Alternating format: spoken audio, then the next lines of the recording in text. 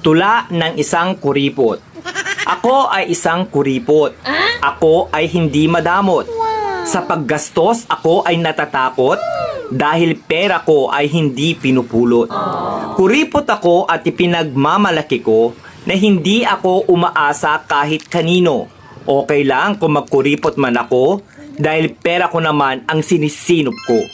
Ang pagiging kuripot ay hindi masama hanggat di ka nanloloko ng kapwa. Kaya wala akong dapat ikahiya kung naiinggit sa akin ang madla. Kuripot man ako sa inyong paningin, kinabukasan ko ang aking iisipin. Mga paninira ng iba ay di ko diringgin dahil ang makikinabang nito ay ako rin. Hindi kasalanan na maging kuripot ako, ang masama ay ang pagiging maluho. Huwag magpasikat kung hindi naman totoo, lalo nang kung sa utang nang galing ito. Ako ay kuripot magpakailanman.